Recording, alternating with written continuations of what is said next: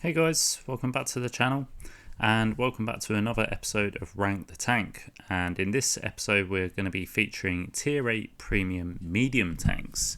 So as always, we take 3 tanks, we rank them from 3rd to 1st, and starting off at number 3 we are going to be looking at the KPZ-07RH, which is a German tier 8, obviously, German medium tank.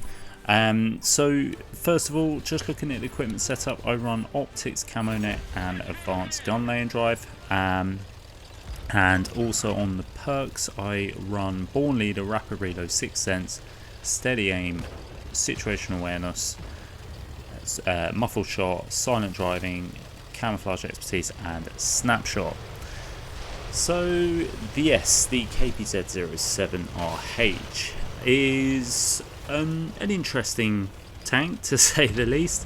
It's got very good mobility, to be fair, to give it that. And we can sort of reach top speed of 60 kilometers an hour. Obviously we sort of went 70 going downhill there, which is to be expected. So yeah, mobility is pretty decent on the tank, and it's got not bad reload, to be fair. It's a bit of a low alpha gun though, sort of pumping out around about sort of 240 per shot.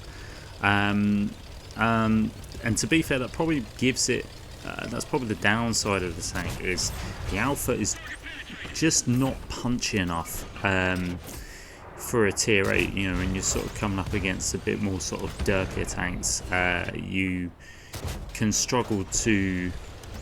kind of struggle to trade sometimes. You can kind of get out traded, I guess. I mean, obviously the reload is really good, but when you're sort of punching sort of very little alpha, it can be a bit frustrating at times. So you do have to be careful in that sense.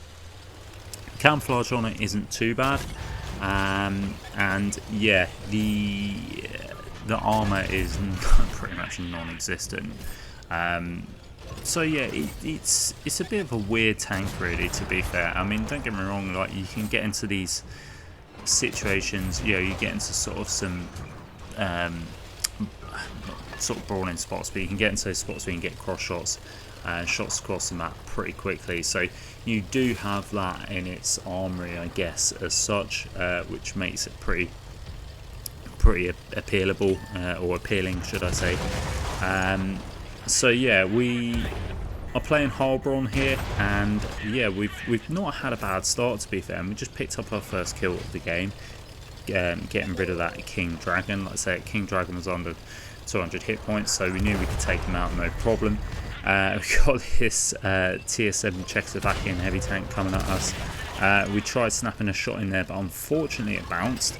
And now we seem to be getting YOLO'd by another tier 7, this time medium tank, which is also Czechoslovakian. We take that out in 2 shots, but we have bled for it. So they put a bit of punish on us, but we've been lucky that we've managed to take them out. So like I say, it's good for getting into those points where you want to sort of get vision, you want to get shots off. You can do that effectively. Like I say, it's got good mobility, so if you have got games where you haven't got light tanks in the game, you can potentially sort of end up being the good vision for your team. Again, depends on what else you've got on your team. If you've got your better mediums as such, a better view range, anything sort of American, and also the Bourrasque, stuff like that, then obviously that's going to be a downside of you. But it doesn't mean to say that you still can't get a little bit assisted, and we sort of proved that in this game. We got up to sort of a sort of crucial point at Heilbronn, where we can sort of spot out, and we've picked up 1600 assists in this game. So it does prove the point that this can be an okay spotter, to be fair. And like I say, especially when you sort of have a light tank, your own light tank goes out of the game, you can start picking up the assist if you just play it cautiously. So yeah, let's say it's not bad medium, to be fair. Certainly one I sort of kind of enjoy playing. It wasn't too bad. You know, certainly played worse. But you know, like I say, I think the alpha can just be quite a bit of a letdown, to be fair. And you can find sort of you can get a bit caught out. You have to, like I say, you have to be careful what you trade with.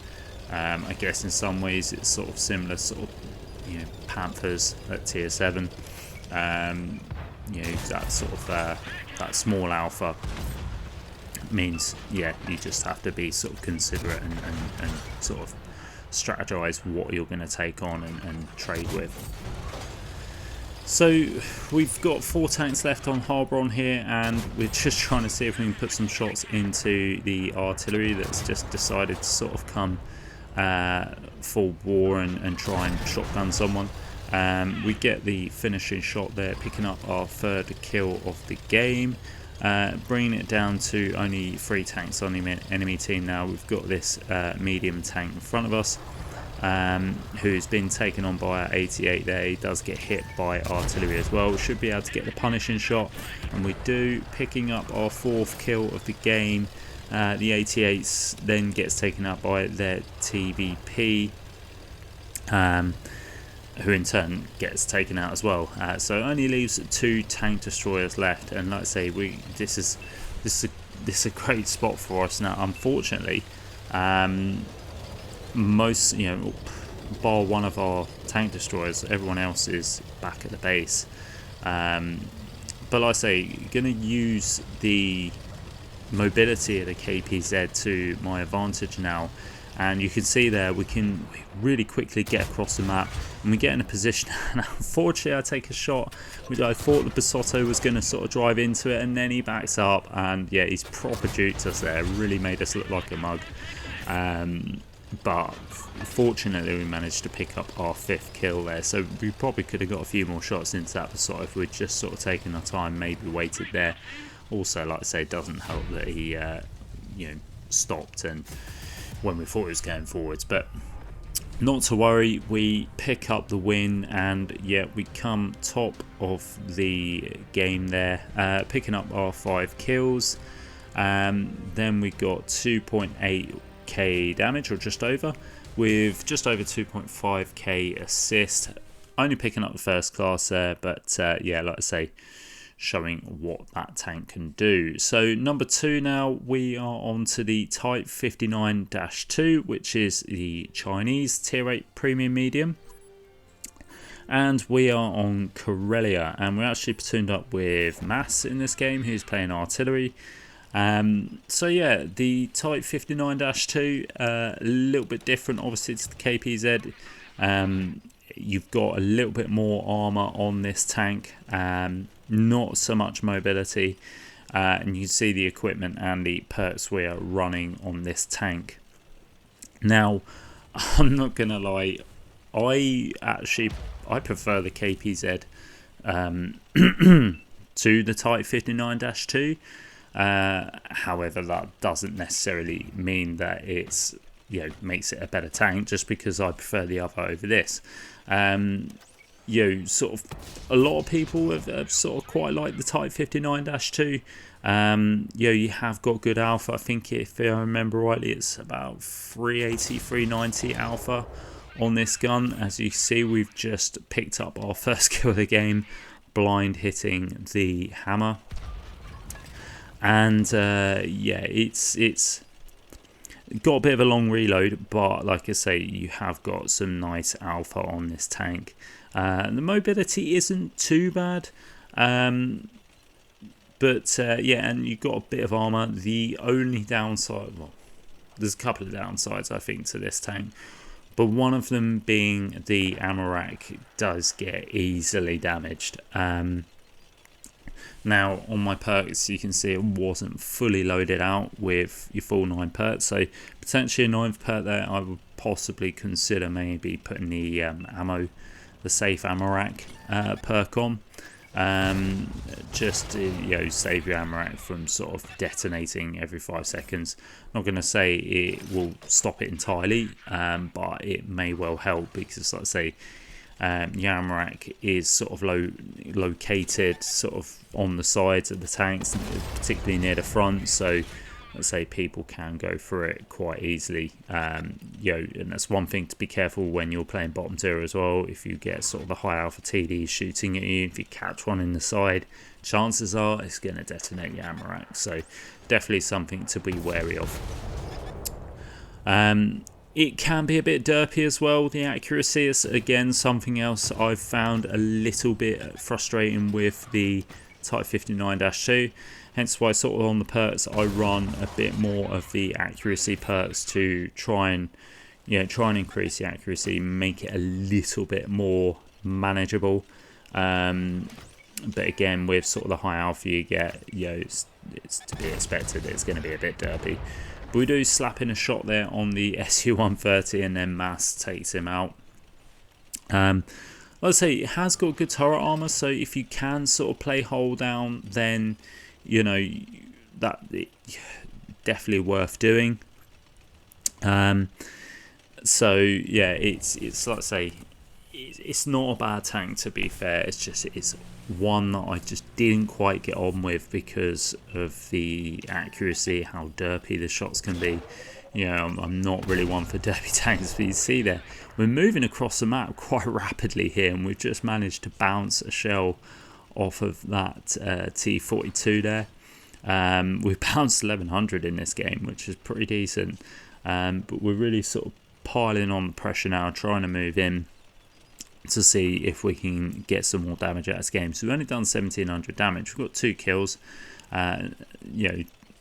Bit sort of, I guess, below average for the damage. So yeah, we're hoping we can sort of move in, potentially light up artillery here. There's 2 artillery in game, so there's going to be lots of hit points to be had from those guys. So yeah, let's say Type 59, it's not a slouch by any means. It has got, some half decent mobility. As we take a shell into that T42 there, and now we're going to try and face hug him. You see we've bounced one off the turret there. We're just face hugging this T42. We are getting detected by artillery though, which is a bit of a problem. We do take a shot from someone at the back there. Luckily Mass takes out that T42. We're still getting targeted by artillery here, and we really need to sort of try and get into cover, lose our spot, which we do. We know where artillery is, so and we've just spotted up an earth shaker there. So gonna try and see if we can sort of get the gun down there. Gun depression can be a little bit awkward at times, but yeah, again, just one of those things with the Type 59-2. Although I've got a funny feeling, I need to go and actually have a look at what the gun depression stats are. Apologies, I should know that. I've got a funny feeling it's actually 8 degrees, possibly 7 or 8 degrees. Actually not as bad as what I think it is. I always think, because it's Chinese, it's going to be absolutely awful. Like the Wizzy 120, which only has like 5 degrees of gun depression. But yeah, it can be, like I say, a bit of a pain at times. And like I say, with the accuracy and the long reload, yeah, it just makes things a little bit awkward. But we're going to try and squeeze a shot into the Earthshaker there, which we do. We actually managed to damage his Amarak as well. Artillery is running, but we're not going to get a shot on artillery. He manages to get out and dodge. Luckily, we just wait for Mass there to just put the shell into the Earthshaker. Honestly, it's a good thing about having Mass as a platoon mate, because he is actually half decent in artillery. Although I try not to tell him that because it gives him a big head. But yeah, he comes in sort of nicely there, sort of helping us out with some assistance as well and clearing that guy out. And see, we've had a pretty decent game actually for the assistance. We've just got under 2.5k. We got some decent damage as well. Unfortunately, we got silly there and we went chasing after. We sort of got a bit greedy and we got took out by a KV3, unfortunately. So yeah, not the right result that we wanted. But yeah, like I say, that's just highlighting what the Type 59-2 can do, and it is half a decent tank. If you just need to be patient with it, patient with the accuracy, patient with the gun, and if you can get into those positions where you can just sort of like play a little bit, hold down, use your turret armor, you can really rack up some damage in this. But the game's nearly over, so what we're going to do is we're going to move on to the results screen.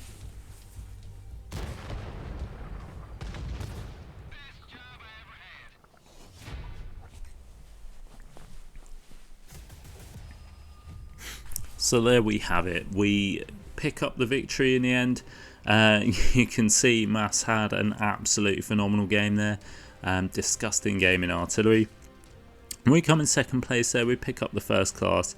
Didn't do too bad. Got over 2.8k damage and just over 2.4k assists with 2 kills. So yeah, credit to Mass. He had a fantastic game in the artillery and provided some decent support. So moving on to the number 1 spot now, and it's the Bourrasque. Of course it's the Bourrasque. Why else are you going to have anything else? This, for me, I have to say, is probably one of the best tier 8 mediums in the game. You see the equipment and the perks we're running in the top right hand screen there. We've got optics, camo net and vert stabs on this tank with Born Leader, rapid reloads, 6th sense, steady aim, situational awareness, muffled shot, silent driving, camouflage expertise and snapshot. Remember, you can run silent driving on medium tanks. It's only light tanks where silent driving isn't actually effective, but the Bourrasque is a medium tank, so we can run that, which is always helpful because the Bourrasque is essentially, it's got the speed of a light tank, and the vision and the camo of a light tank, so it's a bit of like a hybrid light as such. It's got fantastic mobility. It's quite a quick tank. The turning circle on it is, the traverses are a bit slow and they're a bit of a nightmare. It does turn a little bit like a barge, so do bear that in mind. It's not one of those tanks where you can play it as an active spotter. This really does benefit from being played quite passive, as a passive spotter. You can sit back there, use your camo, use the great vision and just spot out. One of a downside to this tank is its aim time is quite slow. The accuracy can be slightly dirty. Just let the gun aim in, basically, because like I say, the aim time is quite slow, so you have to let the gun aim in. So again, one of the other reasons to play it quite passive is so you have the time to let the gun aim in, let the shells fly, and then you get your shots off. So you see there, it just derps into the ground. Unfortunately, we just took a shot from that T-77 into our ammo rack there, and we didn't even pen the shot, so that was a poor trade. We were going around to help, try and help Mass out in the Panther 2. Unfortunately, he just gets annihilated, and unfortunately it just sort of leaves us sort of in the game to try and see if we can conjure up a victory. So should mention as well the map, we are on Kaunas. Not a bad map, to be fair, for the Bourrasque. It's sort of middle of the road, I guess. Middle of the road for most tanks, to be fair. It's hit or miss Kaunas. You either love it, you hate it, but I don't mind it. There's certainly worse maps. We managed to sneak round on this T-29. Now, we probably should have just landed the first shot and just got out there. We kind of make a bit of a faux pas, and then ends up trying to rock. So what I'm talking about in the Bourrasque is, the traverse, the whole and turret traverse isn't that great. So, some of you might think maybe you should run clutch braking, but if I'm honest, I wouldn't really want to sacrifice any of the camo perks for clutch braking. If you wanted to, you could, I guess, but I just wouldn't. I think you're better off having the camo, because on sort of big open maps, particularly proc, the open maps at vineyards where you can sort of get a bit, behind camo, use camo to effect, get behind bushes and passively spot. That's where you're really going to rake in the assistance. But yeah, so with Kaunas, we've been hovering around the middle. Initially went to the spot where you can sort of spot the cross. We got some shots into a light tank there, which was good. But yeah, we're just hovering around the middle because we're just sort of seeing what we can get shots into. We noticed that the sort of south here, the K line is getting a little bit overwhelmed. So we're going to try and get into a position, and I'm really sort of dicing with death there. But we've moved over to try and get some shots into these tanks across. Gun depression is quite iffy on this tank. So yeah, you have to sort of be a little bit wary of that. Again, using sort of the terrain to sort of get your gun depression. Like anything, you know, if you've sort of got not great gun depression, you try and use the terrain to your advantage to get your gun depression so you can get the shots off. We managed to kill that Bella on there. Now it's a pretty tight game actually. It's 6v6, and this is where we're going to start to see the Bourrasque come into its own. You see that Death Chariot, that is it Death Chariot? No, IS-3, sorry. I thought it was a Death Chariot for some reason. IS-3 comes around the corner there. We do manage to get 2 shots into him. Now, that's another good thing about this tank is the alpha damage. I think it's like 350 a shot. So yeah, you've got 700 or more clip potential there,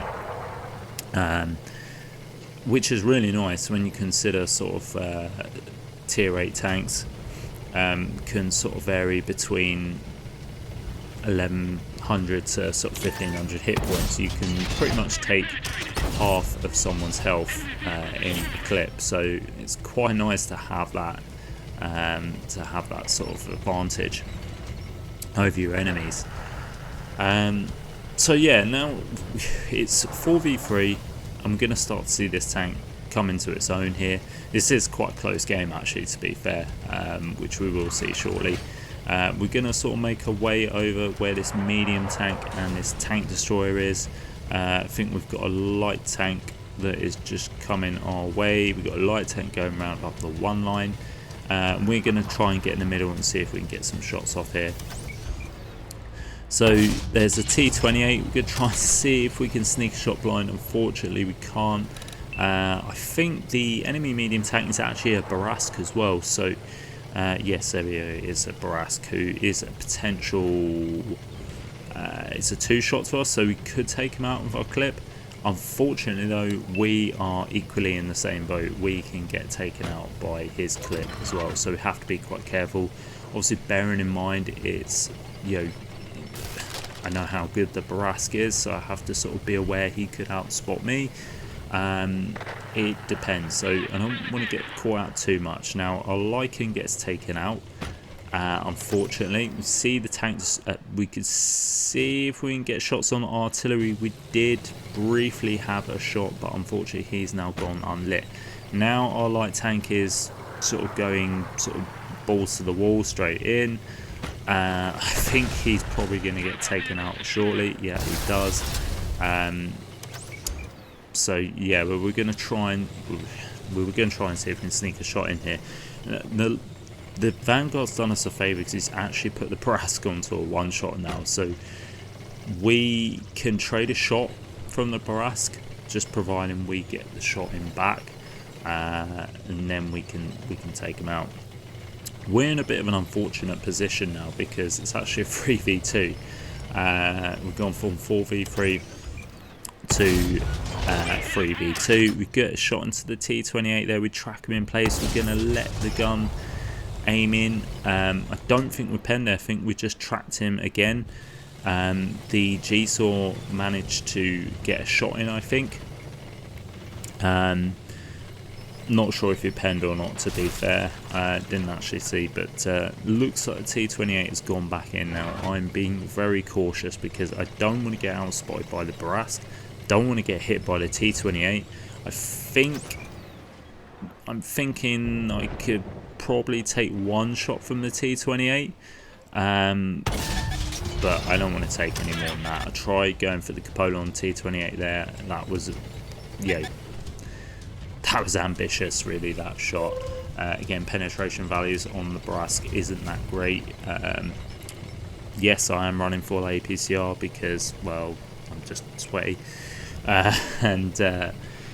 Yeah, penetration values aren't that great, so that's something else to consider as well with the Bourrasque. Particularly, obviously, APCR, you're going to lose penetration values over range. So yeah, it was never going to go, and it was a very ambitious shot. So we are going to attempt to sort of make another sort of route round. I just want to try, I want to know where this Bourrasque is. If I take out the Bourrasque, I'm going to be a lot more comfortable in knowing I can clutch this game up, because then I can just sort of pick them off one by one. But with the Bourrasque still in play, I'm kind of worried that, you know, he's going to outspot me. So yeah, if I can take him out, then, you know, this game should end up sort of being a little bit more favourable for myself. Now I'm going to take the long way around to get up to the one line. I want to sort of try an alternative route. I want to sort of go one line, see if I can potentially spot the Bourrasque. I'm kind of thinking he might be sat up on that hill by that little sort of lighthouse. Not entirely sure what our tank destroyer is doing. It's kind of sat at the back there, not really being sort of much use because they're, well, if I light anything up, he's way out of the action. So I kind of need him probably potentially to be in the middle, sort of D5 area possibly. Just hugging some rocks, looking over this way, because I'm going to make my advance now. I'm going to hopefully spot someone up, and I'm hoping to spot the Bourrasque up on that hill, and then I can get a shot into him and hopefully take him out of the game. So you can see I'm just gingerly moving forwards because, like I say, I don't want to get lit up. I want to be cautious. We don't spot the Bourrasque, but we do spot the T28 and we get a shot in. Yeah, that could have been dangerous as well because I was kind of out in the open there. So I could have got taken out. We're on reload now. We did get sort of, you know, RT was looking at us sort of split last minute. But yeah, we've now moved around.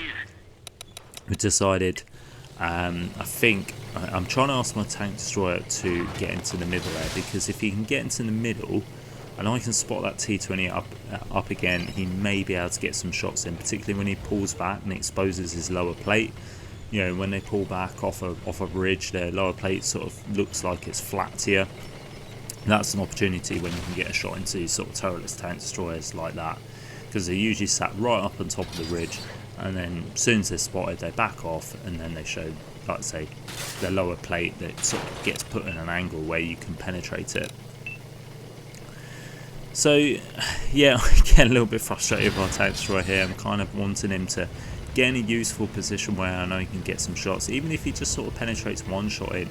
You know, again, it gives us more opportunities. It puts the game sort of a little bit more into our favour. Yeah, every shot counts. And if we can bring that T28 into a one shot, then, you know, chances are I can catch his side, catch him on the off like I did do with, you know, sort of going around to the one line. And again, we can put another shot into him, we can potentially take him out. So yeah, it's a bit of cat and mouse at this one. Again, haven't seen the Bourrasque for a while, but there we see the T28. He's got his side to us and we managed to get 2 shots into him. I didn't think he was going to be in the same place, but he was. We caught him out and we managed to shut him down. So that is the T28 taken care of. Now I was getting, as well as the RT detected me, I was getting targeted. And that makes me think the Bourrasque could well be somewhere on the A line. Being targeted sort of gives me some information. He's definitely, he had line of sight on us, so he's either on the A line or he was poked up on the ridge sort of further at the back. So now I'm going to make my way over to the A line because I kind of feel like that Bourrasque could well be sort of poking this corner here, but that doesn't seem to be the case. We've only got 1 minute 40 left, so I need to do something. Now the tank destroyer is finally in the right position where he can potentially get some shots in. I'm kind of asking him to attack, We catch out artillery who's side on there, just going to line up the shot, and we manage to get the kill shot on the artillery there, which just leaves the Bourrasque. Now I still don't know where this Bourrasque is. If he's not here, then he can only have ran somewhere in the town, but he's still here. He's been sat on here the whole time, and now G-Saw's going in, and I think he's going to be distracting the Bourrasque, so looking to get the shot, and a snap the shot in for the 5th kill and picking up victory for the game before we run out of time. So yeah, real tight game there. And we pick up 5 kills, 4.6k damage, just over. I think we've got a little bit of assist there, which we shall see shortly, just a tiny bit, 325. But you can see how good the Bourrasque is if you play it to its strengths. Its camo, its vision, it's fantastic. You really have to be passive with it and just patient, and yeah, it really does bring rewards. So anyway guys, that is it for the video. I really hope you enjoyed this episode of Rank the Tank. Like I say, by all means, please like and subscribe to the channel, because it really does help it. And if you agree or disagree with Rank the Tank episode, then do feel free to leave a comment. Happy to get your opinions on it as always. But as for now guys, I will catch you next time.